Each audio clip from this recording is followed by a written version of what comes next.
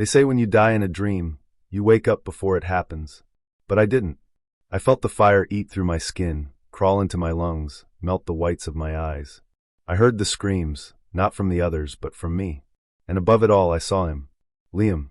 Standing untouched by the flames, his long black coat fluttering, as if caught in a wind that only obeyed him. His mouth moved, but it wasn't his voice I heard. It was something older. I woke up choking. Not on smoke, but on my own breath, like something had climbed down my throat while I slept.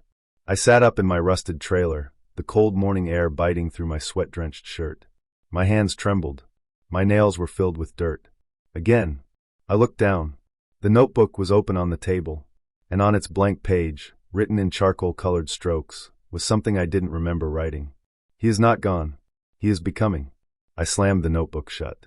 Outside, the fog hung thick, as it always did in Asheville this time of year. The sky was still bleeding out the last of the night, all purple and gray.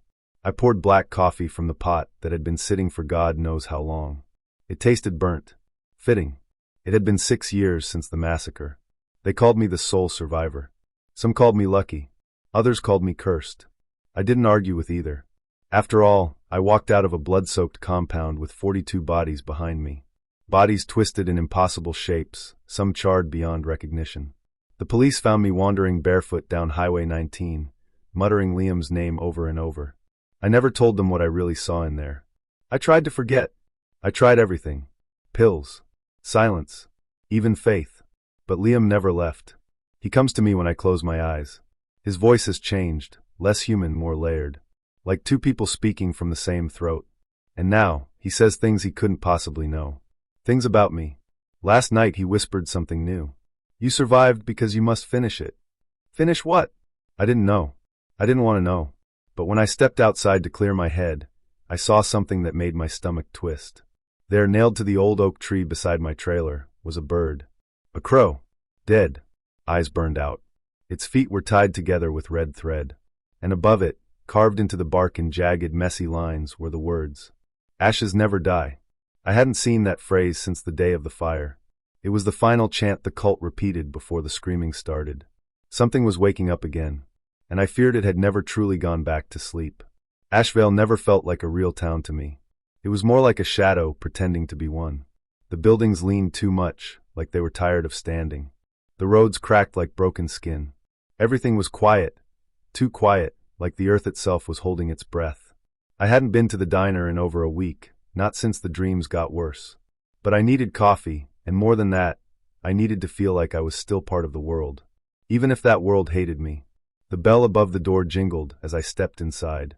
Heads turned. Conversations stopped. I could feel their eyes on me, burning holes in my back.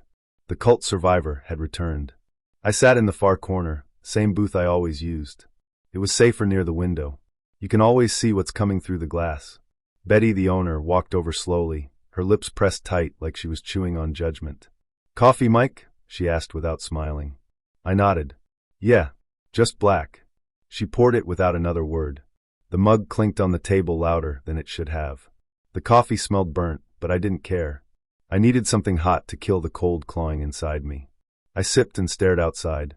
Fog curled around the streetlights like fingers. No one walked this early, not unless they had to. And no one talked to me unless they needed something. I thought maybe this time I could get through breakfast without anyone asking about the massacre. Then I saw her. A girl, maybe 19, pale with dark curly hair, walked over and sat across from me without asking. She had that look people get before they say something stupid or dangerous. "You're Mike Carver, right?" she asked. I didn't answer right away. I hated hearing my name in public. It felt like it didn't belong to me anymore. "Yeah," I finally said. "Who's asking?" "Rachel. Rachel Cole. My brother's been missing for 4 days. He went up to the sanctuary with his friends. Just to look around. He never came back." I closed my eyes and exhaled slow. "Then he's either hiding or he's dead. Tell the sheriff." "I did," she said. "They won't look for him. Said it's private land and I should stop spreading stories." I opened my eyes. Hers were sharp. Not crying. Not begging. Angry. "You were the only one who made it out," she said. "You know what's up there?" I didn't respond. "Tell me what you saw," she said, leaning in. I took another sip of coffee, pretending to think. But I wasn't pretending. Memories leaked through the cracks in my mind like black tar. I saw flames, screaming, faces twisting into something inhuman. And Liam, always Liam, smiling as everything burned. I saw people die, I said finally. I saw things I still don't believe. Then why are you still alive? She asked. I looked at her for the first time. Really looked. I ask myself that every night, I said. But here's what I do know. If your brother went up there, he's not your brother anymore. Stay away from that place. Forget it ever existed. She didn't flinch. She just stared, like she already knew I wasn't going to help. But she wasn't afraid either. That scared me more than anything. I can't forget, she said. He's my blood. She stood up, left a few dollars on the table, and walked out. I watched her disappear into the fog, the same way I watched those kids disappear into the woods years ago, thinking they'd come back with stories. They never did. The bell over the door jingled again, and the silence swallowed the room once more. I sat there, staring into my coffee, and for a second I swore I saw something moving in the reflection, behind me. A shape. A flicker of flame. But when I turned, there was nothing. Just a window. And the fog. Always the fog. I didn't expect anything in the mail that day. I live far from town, tucked into the edge of the forest in a dented aluminum trailer that still smells faintly of smoke, even after all these years. Bills come rarely. No one writes to me. Not anymore. So when I saw the plain brown envelope resting on my doormat, I froze. No stamp. No return address. Just my name, written in uneven letters, like someone wrote it with a shaking hand. I carried it inside and sat at the small kitchen table, the air still thick with last night's rain. The sky outside was pale and gray, heavy with clouds that hadn't yet decided whether they'd cry again. The envelope felt cold, slightly damp. I stared at it for a while before tearing it open. Inside was a single photograph. I sucked in a breath. It was from the Massacre. I recognized it instantly, the chapel hall of the hollow sanctuary. The long wooden benches, the broken stained glass window, the altar scorched black from the flames. It looked exactly as I remembered it that night. People lying still in the background. Most of them already gone. But there was something wrong. Someone stood in the shadows near the back wall. A tall figure in dark robes. Their face was mostly hidden, but I could see part of it, smooth skin, faint smile. The angle of the head. The posture. It was Liam. But he died. I saw him burn. I remember the way his flesh peeled back in the fire, how he kept chanting even as his hair turned to smoke and bone showed through his fingers. I remember the screaming, his and mine. But there he was, standing untouched, watching. My heart thudded in my chest like a trapped animal. My palms were sweating. I turned the photo over, hoping for an explanation. Just 7 words, scribbled in dark ink, barely legible. He waits where the fire never went out. I dropped the photo. It fluttered to the floor, landing face up. That faint smile was still there. I grabbed my lighter from the counter. I didn't hesitate. I held the flame under the photo and watched as it didn't burn. The fire licked at the edge. The paper curled a little, but no ash, no blackened corners. I pressed the flame directly to Liam's face. Still nothing. My hands were shaking now. I dropped the lighter and stepped back. My throat felt tight. I stared at the photo, waiting for something, anything, to make sense. That night, I barely slept. When I did, I dreamed of Liam. He stood in the middle of a dark hallway lit by candles, each flame flickering like it was alive. His eyes found me, glowing faintly red in the shadows. "You survived the fire," he said softly, as if he were proud. "But some things are never meant to end." I woke up gasping, drenched in sweat. The photo was back on the table. I know I dropped it on the floor before bed. I know I did. But there it was, waiting. I hadn't touched the journal in years. It was buried in a wooden crate beneath loose floorboards in my trailer, covered with old newspapers and the smell of mold. My hands shook as I pulled it out. Just the feel of it in my palms made my throat dry. The leather cover was cracked and dark with age. The faint symbol on the front, a circle of flame with a black eye in the center, was still visible, even after all this time. The last time I'd opened it, I was still trying to forget. I sat at my kitchen table, the dim light flickering overhead like it didn't want to stay awake either. The pages creaked as I turned them. Every line inside was written by my own hand, notes, interviews, and strange verses I had copied from the cult's own records. It wasn't just a diary. It was a graveyard of memories. They called themselves Children of the Ember, believers in a higher fire, a cleansing flame that would lift them into another realm. They weren't lunatics, not in the way outsiders think. They were soft-spoken, polite, even gentle. That's what made them so terrifying. Evil, when it smiles, is harder to see. Flipping through the pages, I found the part that always made my skin crawl. Death is not the end. It is the veil. Behind it, the ember watches. When the flesh is freed, the soul will burn clean and return brighter. This is the way. Liam Arkwright had whispered those words to me during one of my interviews. Back then, I thought he was just quoting from their twisted scripture. But now I wasn't so sure he was speaking metaphorically. Not after the dreams. Not after the bird. Not after that photo that wouldn't burn. Further in, I found sketches, symbols etched into the walls of the sanctuary. One resembled an open eye dripping black tears. Another looked like a figure split in half, flames pouring from the chest. They weren't just for show. They were used in rituals. Some had blood stains I never could explain. I stopped on a page I'd almost forgotten about. A map, rough and hand-drawn, of the sanctuary. Except this one showed something else. A door beneath the altar. A stairway leading underground. I remember asking about it once. Liam had laughed, his eyes too calm. There are places even deeper than death, he said. The ember sleeps low, where the cold fire lives. I shut the journal and stared at the wall for a long time. My heart thudded like it wanted to run. But something else had woken up inside me too. If what I saw in the dream was real, if Liam still spoke from somewhere beyond the veil, then maybe that place under the sanctuary, the one I never dared explore, wasn't empty. Maybe Rachel was down there. Or worse, maybe he was.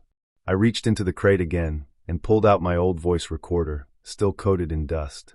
I hadn't used it since the night of the fire. When I clicked play, static hummed for a few seconds. Then I heard something. Breathing. Not mine. Then a voice, barely a whisper. You were marked by the flame, Mike, and you've started to remember. I dropped the recorder. It landed on the floor and kept playing. Laughing. Not mine. I hadn't seen the sanctuary in 7 years.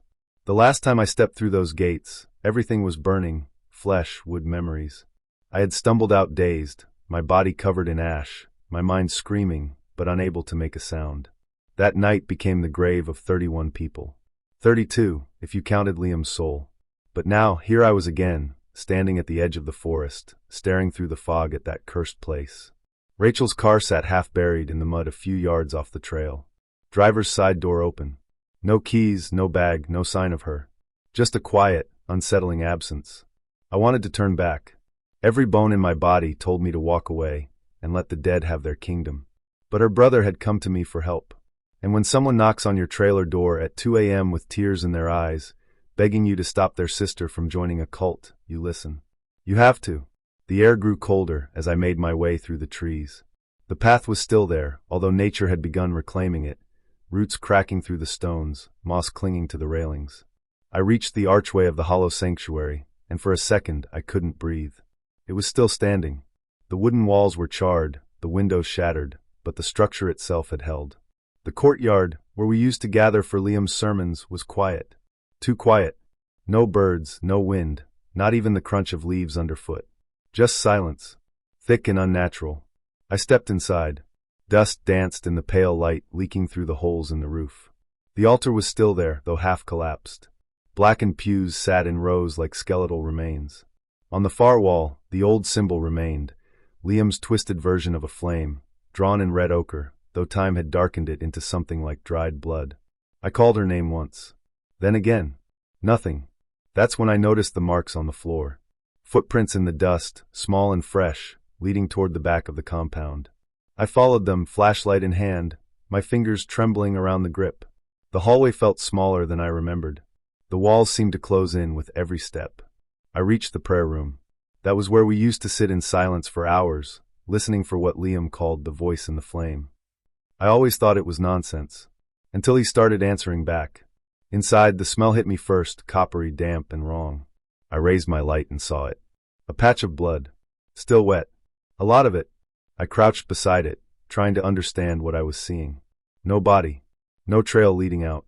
Just a splatter, as if someone had been hurt or worse, offered. And then I felt it. That presence. A shift in the air. A weight in the room that didn't belong. I turned slowly. There was no one there. But on the wall, above the bloodstain, someone had carved into the wood with something sharp. A message. I stepped closer to read it, heart pounding. He waits beneath the altar. My breath caught in my throat. That place. The Ember Room. The hidden chamber below the sanctuary, where only Liam was allowed to go. We thought it was just a myth, something to scare the new initiates. But if Rachel had gone down there... I backed away, and something moved in the corner of my vision. A shape. Human-like, tall and thin, standing just at the end of the hallway. I froze. My flashlight flickered. I aimed it down the corridor, and it was gone. Just empty space. But the feeling lingered. Watching. Waiting. I forced myself to leave the prayer room and head back to the main altar. As I walked, I felt the floorboards under me groan. There was something beneath me. A draft. A void. The Ember Room wasn't a myth. And I had a feeling Rachel had found her way into it. But the question now was, did she walk down there herself? Or was she led? I stood in the center of the sanctuary, the light from above casting long shadows around me. I stared at the altar, the broken wood and scorched symbols, and realized what I had to do. I had to go back down, into the dark, where Liam once whispered to the flame, where something still waited to be heard. I didn't want to fall asleep. I tried everything, coffee, loud music, pacing the floor like a caged dog. But eventually the weight in my eyelids won. I passed out sitting upright, the journal still open on my lap. And that's when I saw him again. I was standing in the middle of a chapel I hadn't seen in years, the sanctuary's main hall. But it looked different. Clean. Bright. Not the crumbling ruin it had become. Candles lined the walls, their flames steady despite the thick air. I could smell something sweet, like burning flowers. At the far end, behind the stone altar, stood Liam Arkwright. He was exactly as I remembered him the night of the fire, barefoot, dressed in red robes, his long hair pulled back, eyes glowing like twin embers. But there was something else now, a layer of ash coating his skin, clinging to his beard, like he'd crawled through a furnace and somehow smiled his way out. "Michael," he said. I froze. His voice was soft, but it carried through the hall like thunder wrapped in velvet. "You never understood. You still don't." My throat tightened. I wanted to move, to speak, but I couldn't. My legs wouldn't budge. Liam stepped around the altar and walked toward me, slow and calm, like he had all the time in the world. His feet didn't make a sound on the stone. "You thought you escaped. You thought survival was mercy." He laughed quietly. No, survival was selection." I shook my head. My voice finally came, but it was hoarse. "You're dead." He smiled. "Am I?" Then he raised his hand, and the candles around us flared, tall flames stretching toward the ceiling, twisting, spinning, forming symbols in the air. I recognized them from the journal, sigils of the Ember Rite. "You were marked, Michael. Chosen before you ever picked up your camera." The candles turned blue, then black, and in that dark glow, I saw something behind Liam, shapes. Dozens of people standing silently, eyes blank, mouths sewn shut. The others from the cult. All of them watching me. "You survived because I willed it," Liam said. "You are the ember that never went out." I tried to back away, but the floor stretched behind me, longer and longer, keeping me in place. "I don't want this," I said. "I didn't believe in any of it." Liam leaned close. I could feel heat rolling off him like from a furnace. But belief was never required. Only presence. His hand reached out and pressed against my chest. In that moment, I felt something pour into me, something ancient and violent like smoke filling my lungs. My skin burned. My ears rang with whispers. Then suddenly, I woke up. I was lying on the trailer floor, soaked in sweat, gasping like I'd been drowning. My chest throbbed. My hands were black with soot. And in the stillness, the recorder on my desk clicked on by itself. It played a whisper. A low, rasping voice. "Viraloth rises." I didn't sleep again that night. I couldn't sleep. Liam's voice still echoed in my skull, soft, cold, certain. "You survived because you were chosen to finish it." Chosen. That word repeated in my thoughts like a curse. The next morning, I left my trailer early. The fog had crept in thicker than usual, swallowing the trees and muffling every sound. Even the birds had fallen silent. I kept thinking about Rachel, about her eyes when she looked at me, as if she knew something I didn't. As if she saw something in me. At the diner, I found the same dead stares. No one wanted to talk to me. They never did. I was the ghost that didn't burn with the others. The guy who walked out of a firestorm without a scratch. The town didn't know what to do with me, so they just avoided me like I was already buried. I ordered coffee, mostly out of habit, and sat at the corner booth. I pulled out the cult's old journal again. Half the pages were burned around the edges. The ink was smudged in places, as if it wept when the fire came. The passages made no sense, symbols Latin, prayers to something called Viriloth. A chair scraped behind me. I looked up.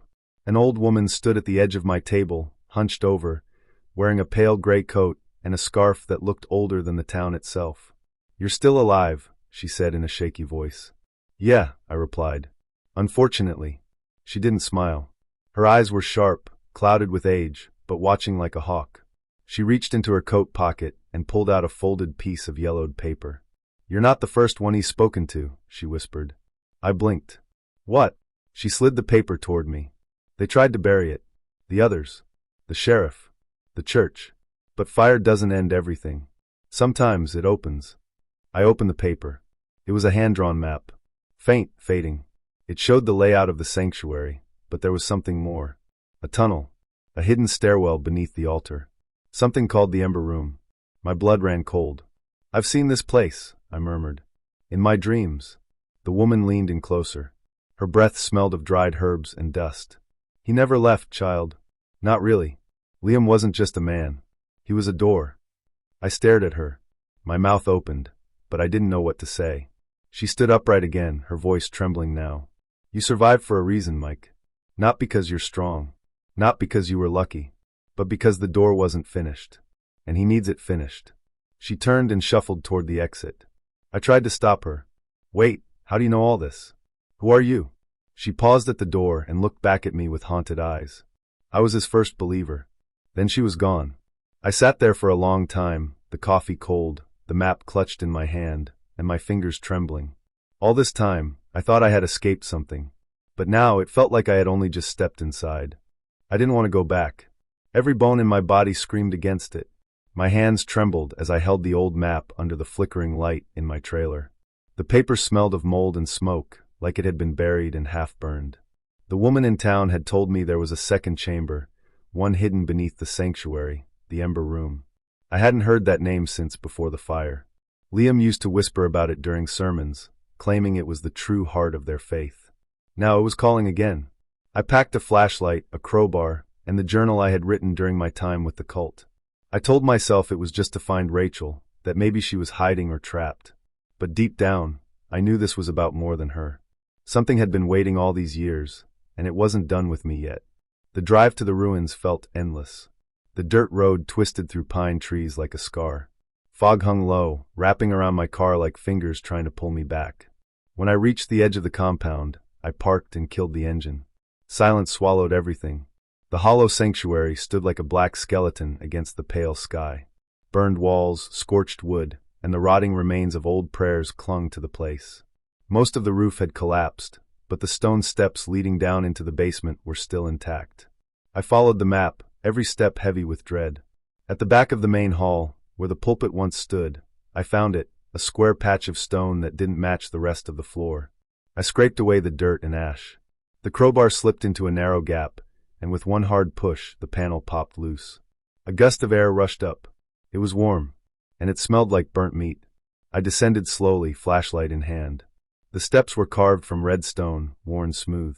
The air thickened with each step, heavy with moisture and something worse, something ancient. The Ember Room. It opened into a low chamber with walls covered in strange carvings. Not just symbols, faces. Twisted, screaming faces frozen in the stone, their mouths stretched open as if still wailing.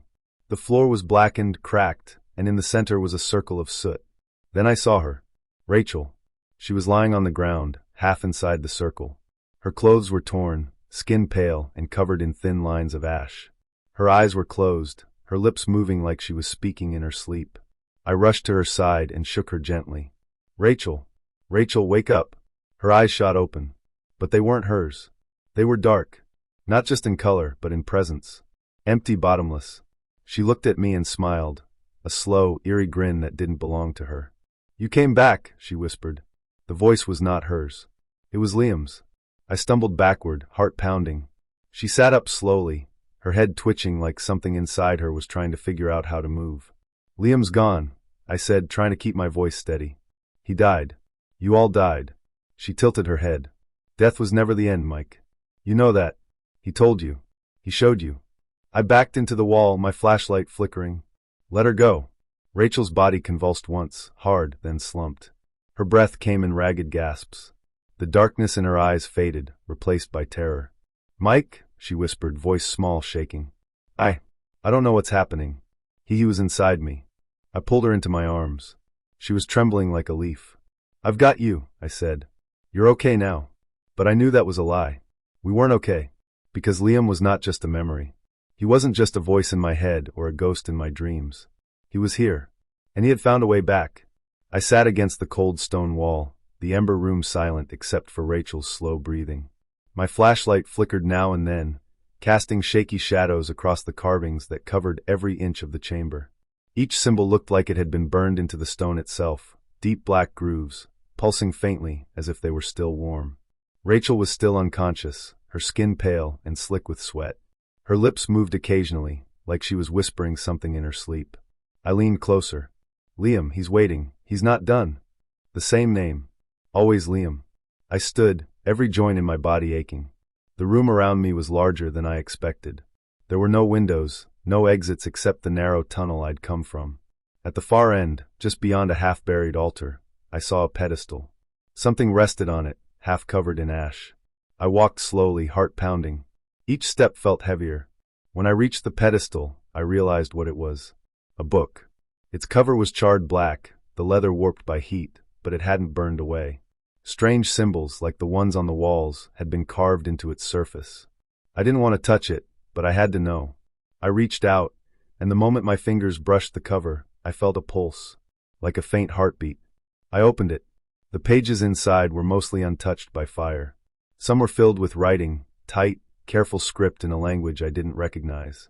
Others had drawings, ritual circles, symbols, human figures with mouths stitched shut. My hands trembled. One page near the center had writing in English. Only a few lines. "The body is ash. The soul is the ember. Speak the name, open the gate." Below it, scrawled in what looked like blood, was the name, Viraloth. I stared at it for a long time. That name. I had heard it before. Liam whispered it in the dreams, chanting it like a prayer. A rustling sound behind me. I turned. Rachel was sitting up now, hugging her knees. Her eyes were wide and distant. She looked at me like she was seeing through me. "You brought it back," she said. Her voice was soft and flat, like it wasn't hers. "What?" I whispered. She pointed at the book. "That's how he stayed. Liam didn't die. Not really. He fed the fire with their bodies and crossed through." I shook my head, even as a cold shiver ran down my back. "No. He burned with them. I saw it." Rachel blinked slowly. "You saw what he wanted you to see. The fire was the gate. You were the only one strong enough to carry him through." I backed away from the book. My hands were shaking now. No, this is madness." She stood, her steps unsteady. "He's inside you, Mike. Has been ever since that night. The dreams. The voices. They weren't warnings. They were instructions." My breath caught in my throat. Inside me. The dreams, the blackouts, the voice on the recorder whispering Viralotha's name. I couldn't breathe. My vision blurred. I turned and looked back at the book. The writing on the page had changed. Now in deep red ink it read, "One must carry the ember until the flame finds a new home." I fell to my knees. Something inside me stirred, like a flicker in my chest, warm and wrong. A flame without smoke. And from deep within my mind, I heard him. "Liam." Smiling. "You're doing well, Mike. We're almost ready." I woke with my throat dry and a strange, burnt taste on my tongue. The kind of taste that sticks to your teeth like ash. The air in the trailer was thick, heavier than before. It smelled faintly of smoke, though nothing around me was burning. My boots were muddy, covered in black soot. My hands were shaking. I didn't remember leaving.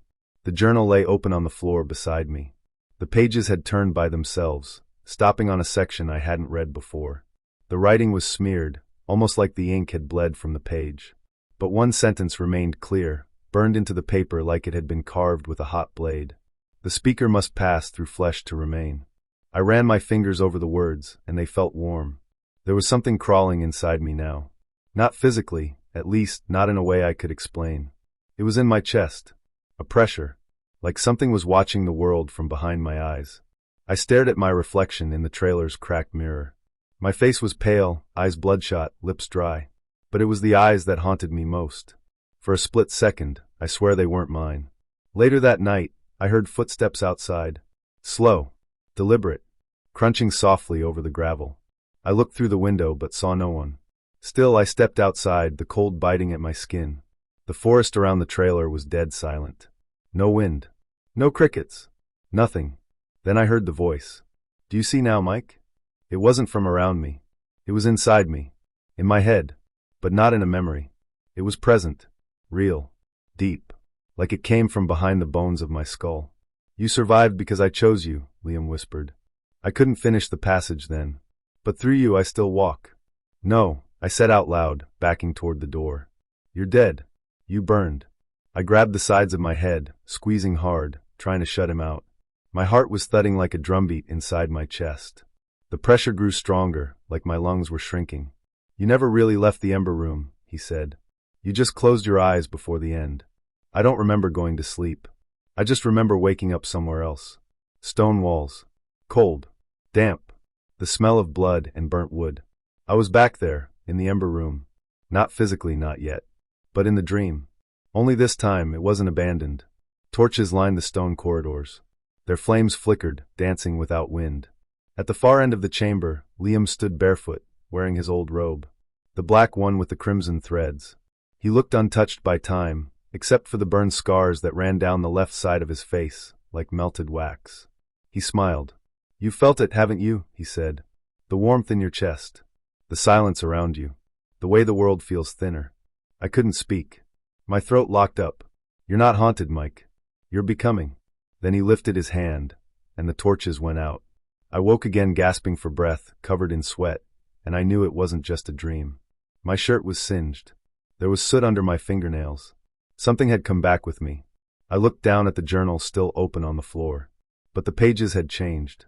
New writing had appeared, written in my own handwriting, though I had no memory of writing it. The door opened. The speaker waits within. And under it, a name I hadn't heard in years, written in bold letters. Viriloth. The thing Liam served. The thing he claimed gave him visions.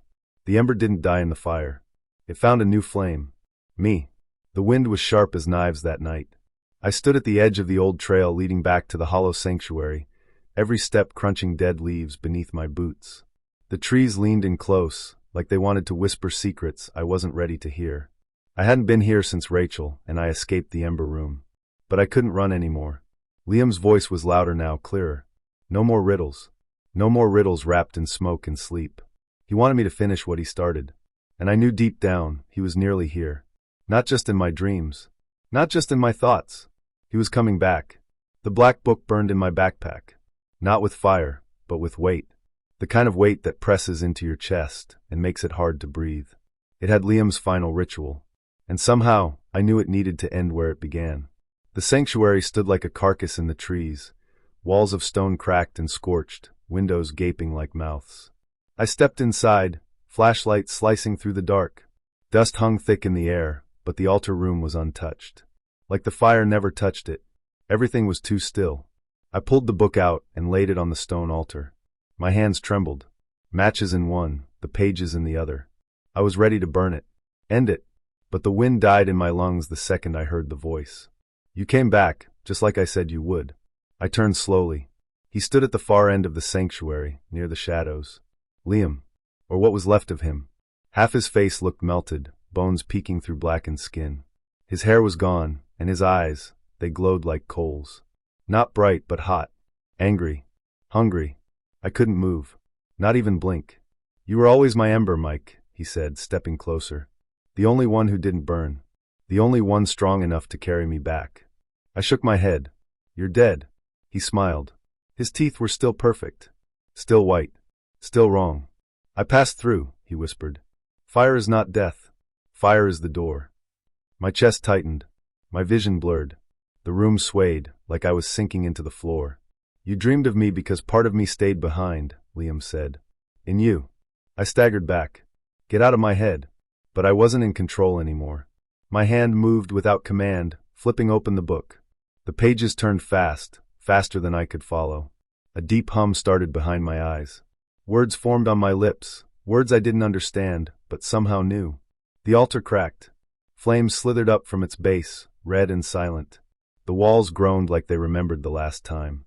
And Liam just stood there, arms outstretched, drinking it in. "You can't stop it," he said. "You were always meant to finish it. To bring me back." I fell to my knees. My mind was splitting open, and something was crawling in. I felt it, like fingers behind my eyes. But through the fire, through the smoke, I saw Rachel. She stood in the doorway, pale and shaking, holding the old journal I'd given her. The one with the cleansing verses. "Read it!" I screamed. "Now!" She opened her mouth, and the words flew out like light cutting through shadow. Liam screamed. It wasn't human. He reached for me as the flames around the altar turned white-hot. His skin cracked, split. The red in his eyes drained to black. He shrieked as the fire pulled him back, into the floor, into the stone, into the nothing. I grabbed the book on the altar and forced it into the flame. This time it caught. The last thing I saw before the fire swallowed everything was Liam's hand, clawed and burning, dragging itself back into the dark. And then the sanctuary collapsed. The world was quiet when I lit the final fire. The wind didn't howl. The trees didn't move. Even the creaking bones of the hollow sanctuary held still, as if the building itself was holding its breath. I stood alone in the chapel, at the center of the old altar where it all began. The book, the blackened, pulsing thing I had found, rested in front of me. Its cover was made from some kind of leather that never burned. Its pages shifted even when there was no breeze, like they were alive.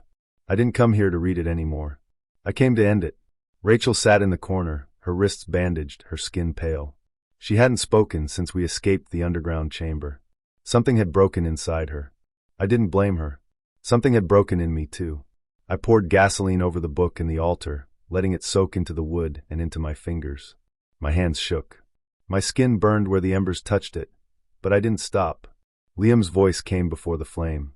"You always belonged to the fire, Mike." It echoed through the walls, but there was no one else here.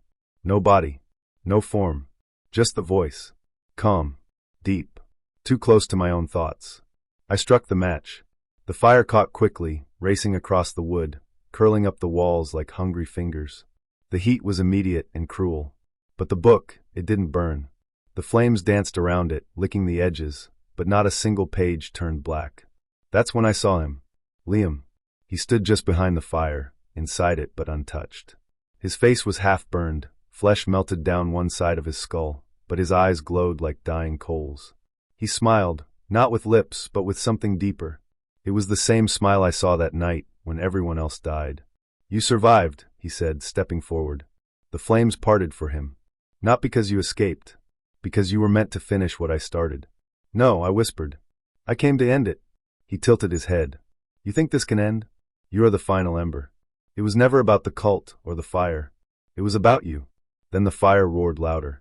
It filled my ears. My vision blurred. My knees buckled. And then, I was no longer in the chapel. I stood in a place made of ash and bone.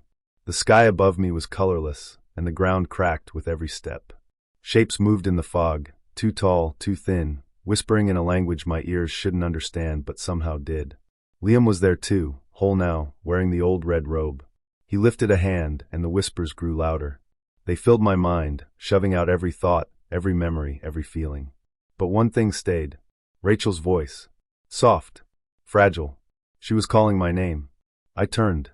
She stood at the edge of this nightmare world, holding the ember journal in her shaking hands. Her lips moved, reading a verse from the cleansing ritual. Her voice cracked, but it carried through the fog.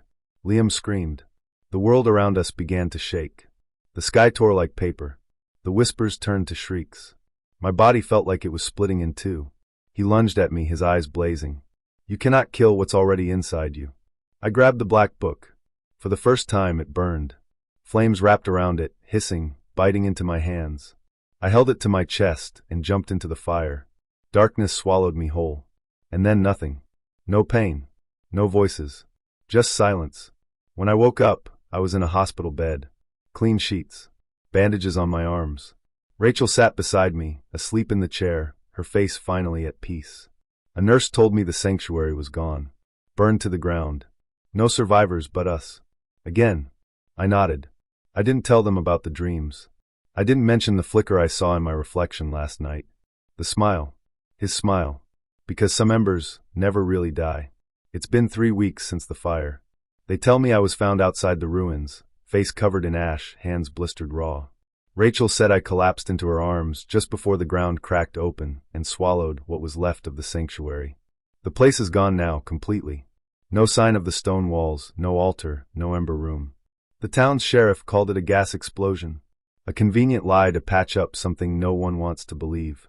I've been in a hospital since then. A quiet one, far from Asheville, tucked into the trees. White walls, buzzing lights, and nurses with soft voices. They say I'm lucky. But I don't feel lucky. I feel empty. At night, I close my eyes and expect darkness. But it doesn't come. Instead, I see fire. Not raging, not wild, but controlled. Flickering steadily like it's waiting. I'm standing behind the altar now, not Liam. And the voices, they don't scare me anymore. They whisper my name in the same way his used to be spoken. Reverent. Expectant. I try not to listen, but the words slip into my ears like smoke. Last night, in the dream, Rachel was kneeling in front of me. Her eyes were hollow, her mouth moving in silent prayer. And I held the book. Not Liam's old one. A new one. My name written inside its cover in red. I woke up sweating, heart pounding. I rushed to the mirror. For a second, just one, I swear I saw my eyes flash orange. Today, the doctor told me I'm being discharged. They say I'm well enough to go home. But I don't know where home is anymore. The trailer is gone. The town hates me. And something inside me feels open, like a door that used to be locked has swung wide, and something is watching from the other side. I was the sole survivor once. Now, I'm not sure what I survived. Sometimes I wonder, did Liam really die? Or did he pass through me and leave something behind? There's a fire inside me, and I don't think it wants to go out.